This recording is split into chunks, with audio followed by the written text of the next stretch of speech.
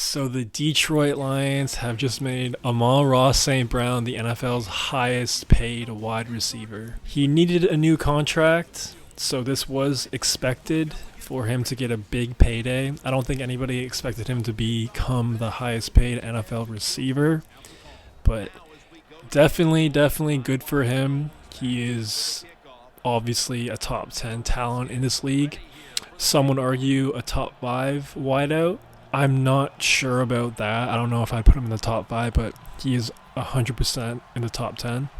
He obviously had a great year last year with 1,500 receiving yards, 10 touchdowns with 119 receptions. He made his first All-Pro team, and he also made his second Pro Bowl last year as well. So far in his first 3 years in the NFL, he's had at least 90 receptions, 912 yards, and 5 touchdowns. So each year, his production has definitely gone up.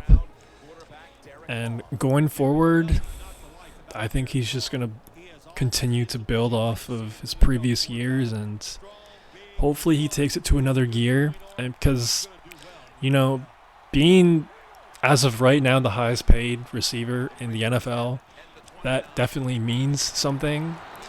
And he seems like a fiery guy. He seems like a pretty cool guy too, and I think he's definitely going to take note of that. He's the type of guy that remembers everyone who was drafted ahead of him, so this is definitely going to be some easy motivation for him to live up to that massive contract. So if you're a Lions fan, I'm sure you're pretty happy right now that he's locked in and he's not going anywhere. But at the same time, they still have a few contracts left to pay. I know they got to pay Jared Goff. I'm not sure how that's going to affect that contract, but time will definitely tell. This deal surpasses Tyreek Hill's 4-year, $120 million contract, which included a $72.2 million guaranteed. Whew, that's a lot of money. But yeah.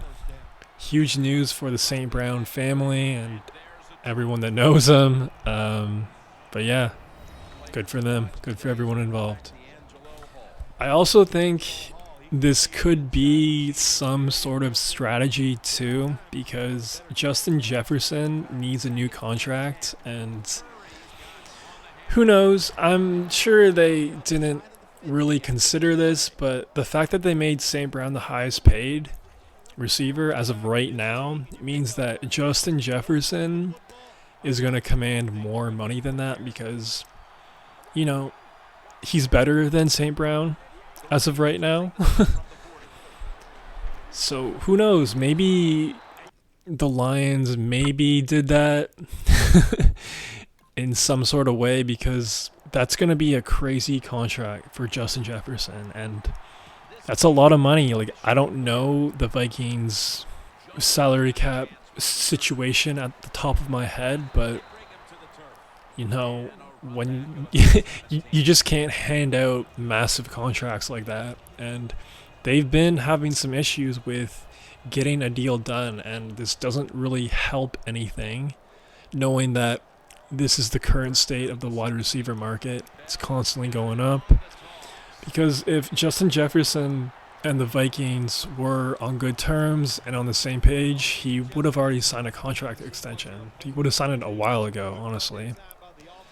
And there have been some smoke with trade speculation with him, so we'll see what happens there. It definitely got a lot more interesting with that whole situation, but man, if you're Justin Jefferson right now, you got to be smiling right now. You got to be smiling because you're about to get paid.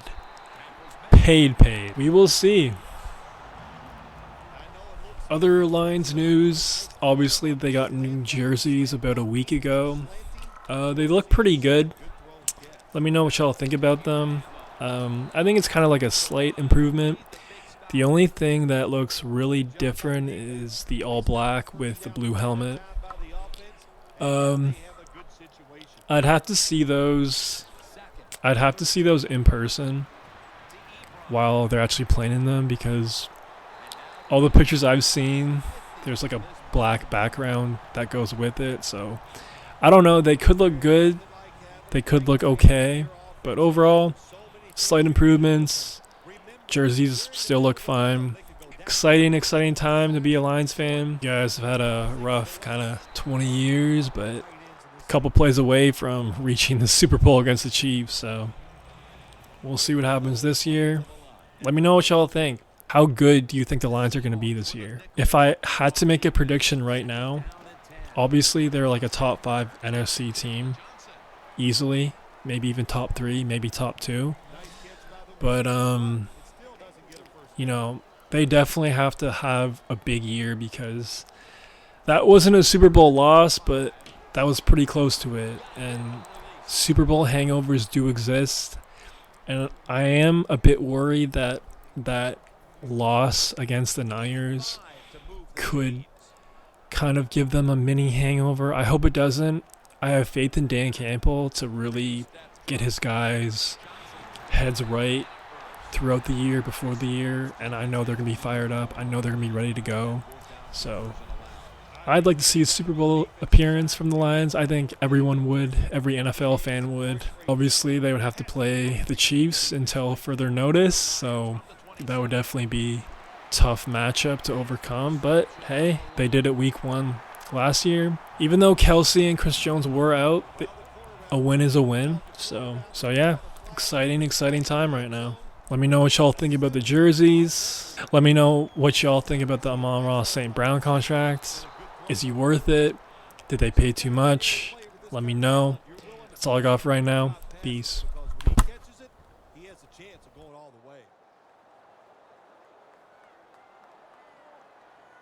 Second and goal from the 5. Throws the pass. Johnson's met after a gain of 3. They're just grinding away down here, inching closer to the end zone. Well, that's what you got to do sometimes. It's hard always to think that you're going to come out and just make big plays. You got to do the dirty work, and this offense is doing it right now. What a job by the defense down on the goal line. They were playing run all the way. It was a run. They got the penetration, and they tackled the runner for a loss. The Seahawks defense now is going to go nickel. Has it. Touchdown.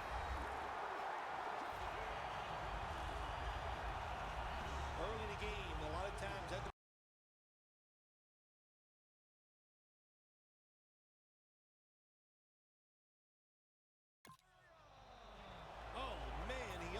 gets in the end zone, so close to getting over the goal line. The defense loading up on the line, getting set for this snap. First and goal from the 1. He breaks the play. He's in for the touchdown. Phil, they have the lead now here late in the second thanks to that touchdown, and they should have it, in fact, when we go to the intermission. Now you see in the future, huh? So you know those things. I'm just kidding, of course, Jim. Like to have a little fun with you every once in a while. But, hey, nice job by the offense. That puts them in a great frame of mind going into halftime here soon. The Lions in position. They're going to go with the onside kick.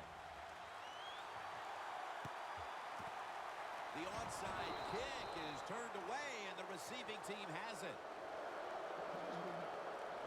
The Seahawks offense taking the field again. They got everything they could out of that last possession, Phil. A solid touchdown drive. Yeah, what a productive day so far for the offense. They're mixing it up well. They got confidence. The quarterback's throwing it well. This is a very good game so far. The Seahawks signal for a timeout. They have 2 remaining. The Lions defense brings in an extra member of the secondary. They'll go nickel. The Seahawks have it at the 39. Makes the reception. And the tackle is made at the 35-yard line. The Seahawks are going to call a timeout. Want to talk about this 3rd down. Let's see if they can complete another one. This time, perhaps, for the 1st down. 3rd down coming up. Jackson standing back in the shotgun, ready for the snap. That's a gain of 6. What's the old expression? Just move the chains. That's what they did with that throw and catch that time, Jim. And also gives them a chance for 3 more downs. Jackson's now completed 4 in a row. 1st and 10. Doug Baldwin with the ball. team.